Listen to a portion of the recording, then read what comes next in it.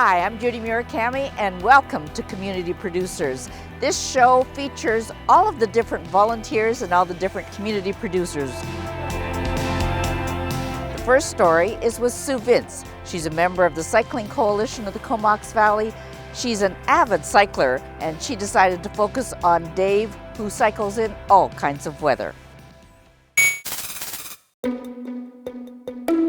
People who ride bikes are a bit of a mystery for auto drivers. For the car driver, the question is always, why cycle when more comfortable options are available? The answer is really quite simple. I feel good after riding. Just physically, I feel good. Riding a bike year-round may sound like a daunting task, but Dave makes it work. There's no such thing as bad weather, only bad clothing. If it's cold, you dress accordingly. If it's wet, you dress accordingly. You put rain gear on. It takes more than good feelings and good gear, though, to make biking a way of life. For Dave, there is a real social element to his daily cycle. The bicycle is a social thing. You jump in your car and you drive and you're by yourself.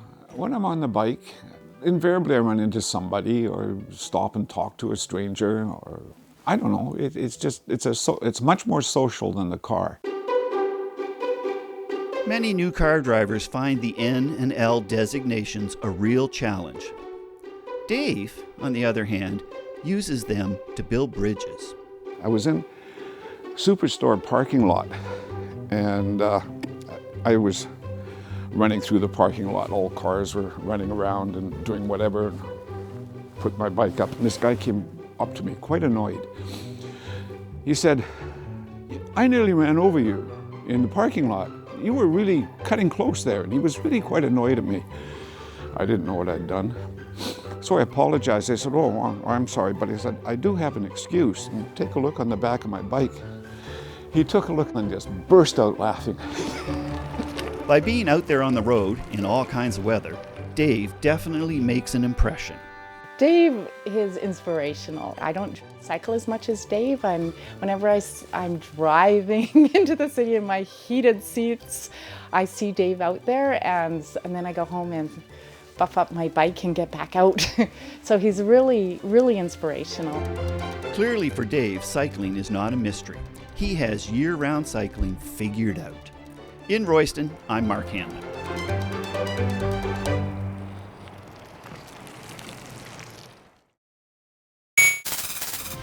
Request access to air your content on the Community Producers.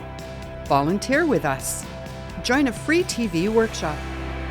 Check out these websites.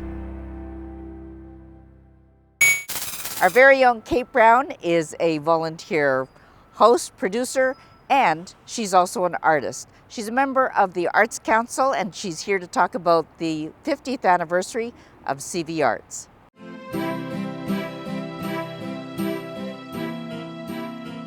2017 is a year to celebrate. In the summer of love, 1967, when colour and art was bursting onto the scene, in the Comox Valley, a group of artists, activists, got together and they looked into the future. Their goal was to make an umbrella organisation to bring together the visual arts, theatre, dance, literature, and performing art. The Comox Valley Community Arts Council.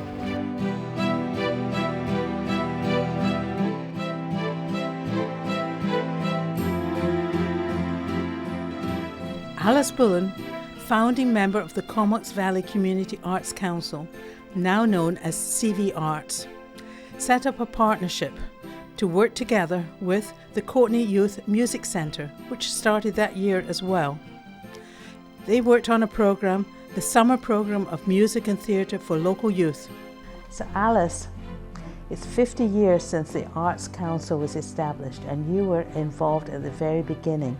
What brought everyone together? I think we were brought together because each individually was supportive of the performing arts, and we didn't have anything happening here to allow the performing arts to be presented to the public. So we formed a non-profit society. CV Arts' strength is forming partnerships with emerging arts and cultural initiatives, building the heart of the community as advocates for all genres, improving public policy and access to the arts, and connecting and motivating teams of volunteers. Sometimes over 500 volunteers make an event happen. I guess it all began in Victoria or Vancouver, and they were looking for a summer place for the students to be housed and the music to be performed and executed in a smaller environment than the city. And somebody directed them to the Comox Valley. Years later, Corinne Ennis, on the board of the Arts Council, scouted musicians in Vancouver to teach at CYMC. I knew a lot of the musicians that came over for CYMC, and Alice mentioned Robert Creech, Bob Creech, and who is a personal friend. And he wanted, just as Alex explained, that he wanted a smaller community to have students come in the summer. And his family, part of his family had a farm out Merville Way, and he used to spend summers up here. Kate Farley remembers putting in different performances every single night in the summer. I started in about 1978. I had a kitchen shop at the time, and I started as a volunteer with the CYMC, and then the kitchen shop began to not be really lucrative, so I got a job as year-round administrator. That's what I was called, an administrator. And I also remember Bob Creech, as he left on the train after that summer in 78, 79, saying, "Oh, I'm so glad we've got someone here all year round." And I found out why he was so glad, because it was a lot of work. Over the years, art facilities grew, such as the Sid Williams Theatre, the Little Church Theatre, the Muir Gallery, and the Comox Valley Art Gallery. Andy McDougall, CV Arts president in the 80s, was an instructor at North Island College and now at Wachier. He's also a master screen printer and great musician, and was instrumental in setting up the Renaissance Fair, Art in the Park, and eventually Vancouver Island Music Festival. Well, I arrived in Courtenay. I was here, I don't know, in the early 70s and really liked it. And I came back, I think around 1975. And my first experience of the Comox Valley Art Council was the Arts Alliance building up on McPhee, actually down the street from here. And I was a musician at the time, and I remember going there to, I don't know, Wednesday night jams and meeting a number of people that I'm still friends with today. And we formed a couple of bands back in the day. And then we also played at some of the first Renaissance fairs that were held in Lewis Park. In the 90s, North Island College was established, and artists were moving to the Comox Valley in greater numbers. The Comox Valley earned the designation the cultural capital of Canada, with more artists living here per capita than anywhere else in Canada. Alan Burgess was president of CV Arts in the 90s.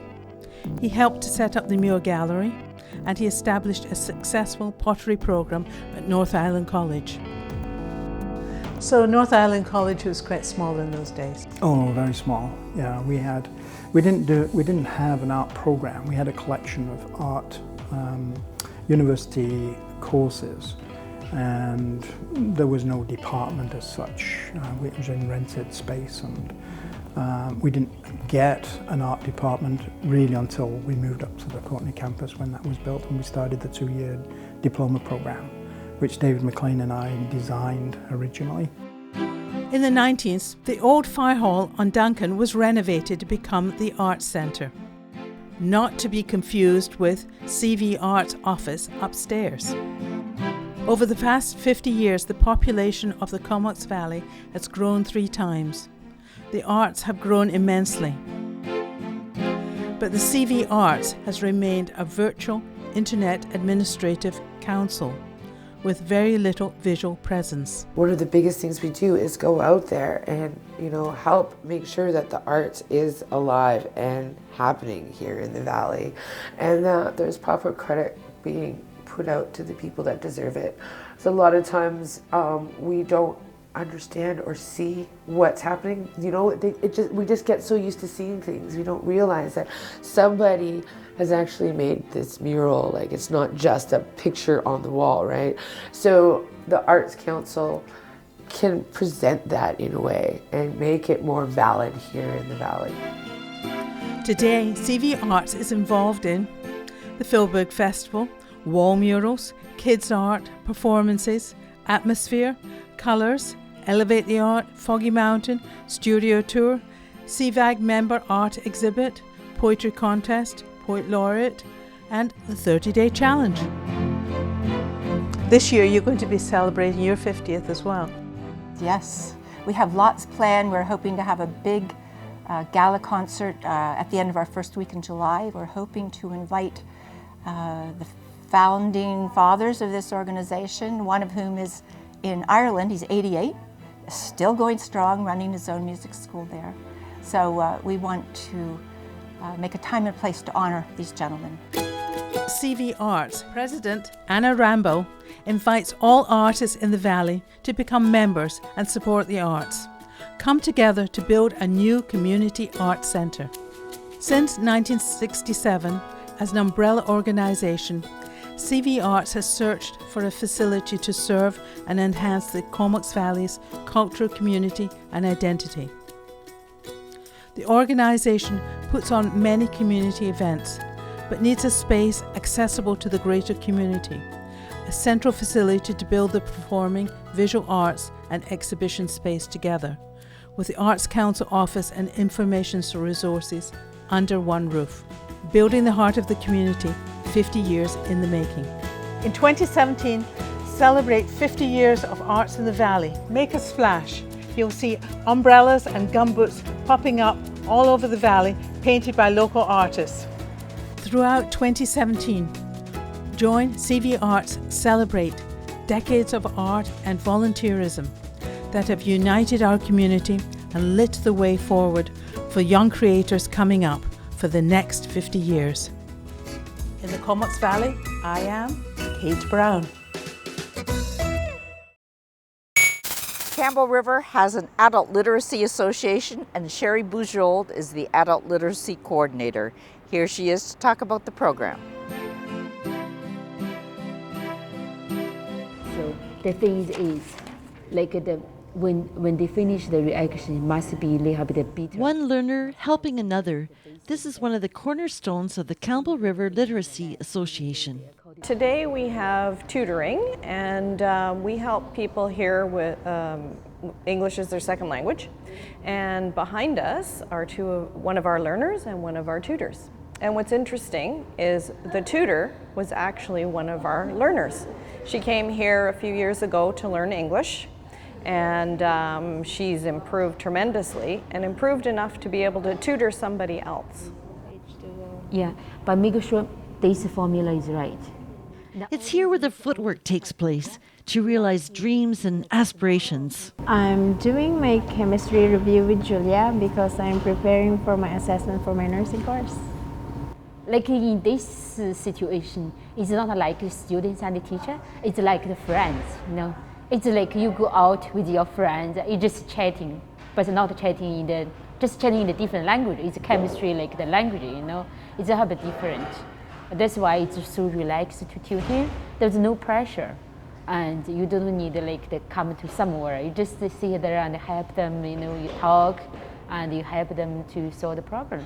We provide free programming to anybody that wants to improve their English.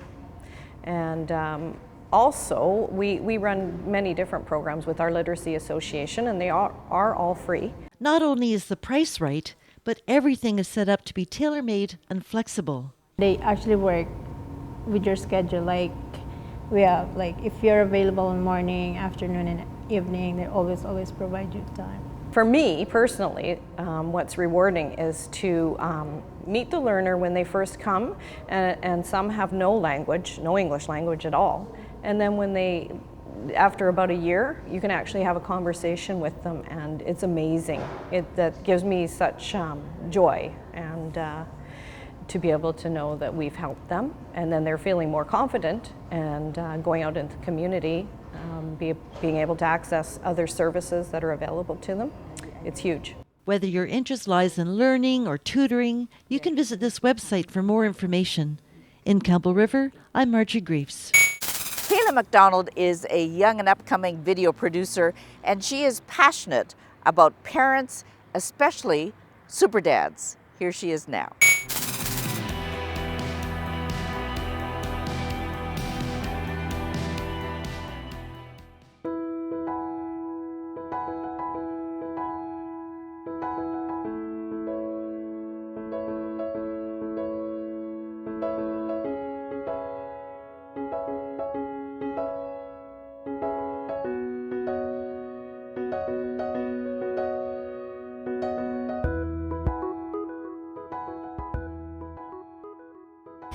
His kids, I don't know how he does it. He is there for them 24/7. If they're crying or need something, he's just like, he'll race out of here and go see them. I think most of the time all he thinks about is what he can do next for his children. And yeah, the boys are just everything to him. I don't know how he does all he does for them, but he's totally devoted to his boys. He is a compassionate person. He's a great role model for someone who is active in their community. And when Daryl's with his kids, he is so caring and so sweet to them. Number one in his life are his two boys. First and foremost, he will do what they require and then maybe get some time for himself. He has become like a son to me, and his boys have become like grandchildren to me. And I've known Daryl for about 15 years, and he's again one of my best friends, and he's the most amazing dad that I know of. He's very inspiring. He always puts his kids first. He does things with them all the time, while doing everything else, like owning Mud Sharks and running a business with all his employees. And with him, he brings his two sons. One helps sometimes. They're being homeschooled. Because he's this extremely positive, really supportive person who looks for the best and believes in the best of everybody. So being a kid, I can't imagine having a better role model. I see the love that they have and share. He just has this abundance of love for his kids to a point where he's just like, he can't live without them. And since Daryl's been there, I've just noticed a really great energy. He never doesn't think about his kids, and he always puts his family and his work family first. And he's a really great guy, really sweet, cares about everybody, and he deserves the best. Daryl is always there for his kids. He's always asking how to be involved, not just to help out his kids, but also to help other kids out. So I met Daryl last year when he came and bought my business from me, Mud Sharks Coffee. And the first thing he told me about himself was about his kids. And to me, that's pretty awesome when a dad starts right off the bat when he's trying to make a huge life decision, and he starts with his kids. So Daryl is one of my best friends. He is so amazing. He looks for the best in everyone and believes in everyone and anything that they put to. And you can see that when he is with his kids. He has unconditional love for both.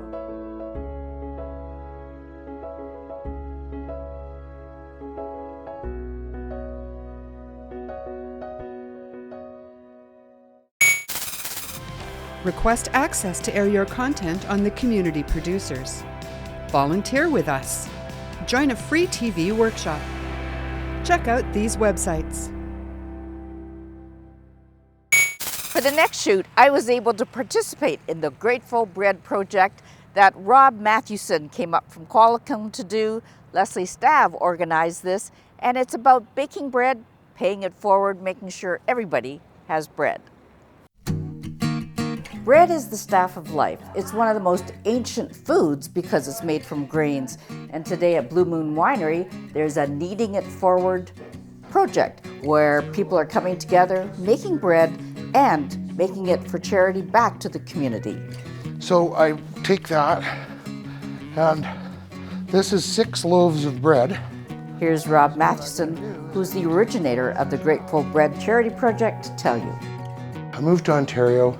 I had a friend with a restaurant who was wanting to have a local farmer's market. He wanted to buy local and he wanted to support local.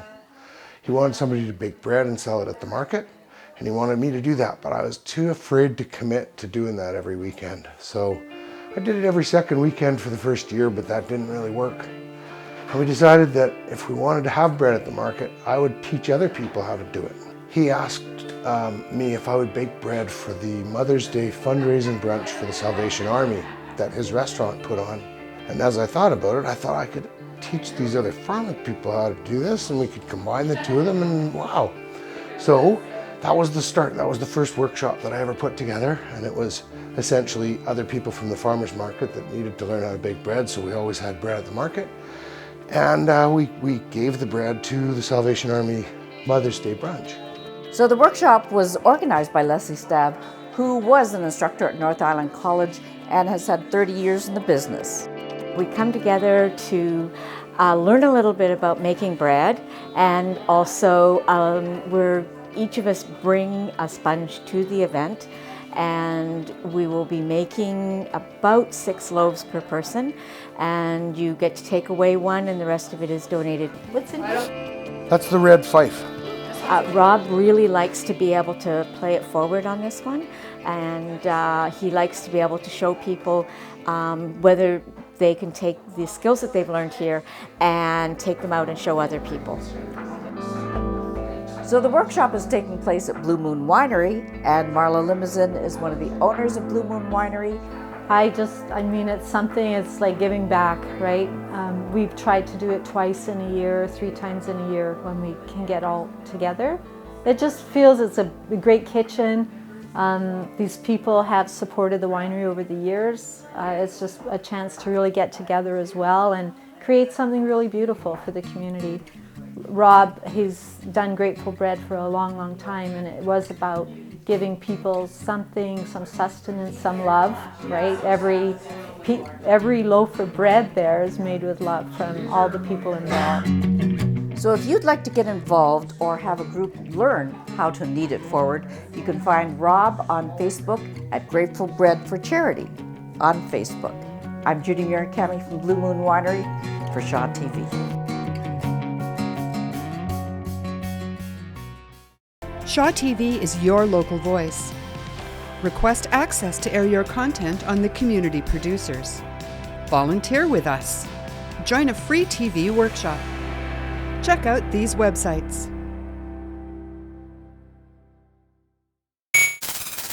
Young people are our future, and especially for video programming, there is a new center, the Wache Multimedia Learning Program, and these students produce this video for you.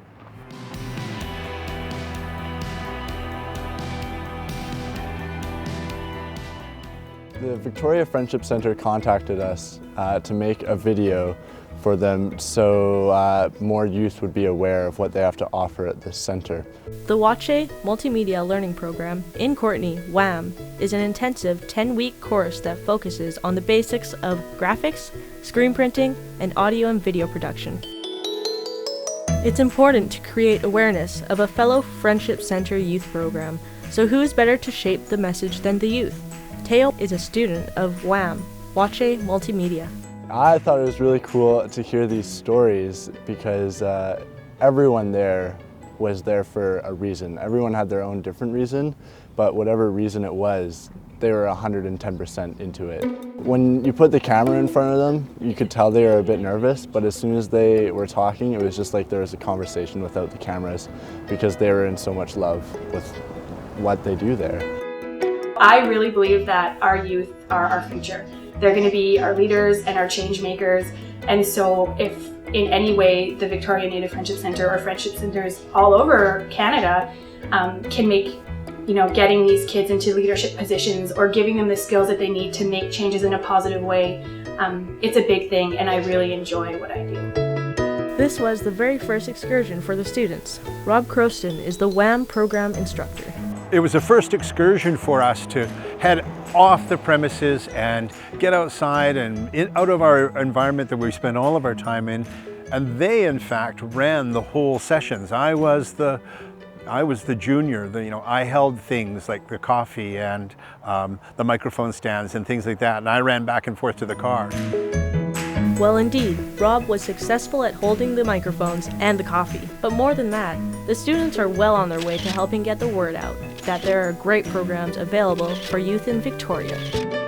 At the Wache Friendship Center in Courtenay, I'm Allie. Request access to air your content on the community producers. Volunteer with us. Join a free TV workshop. Check out these websites.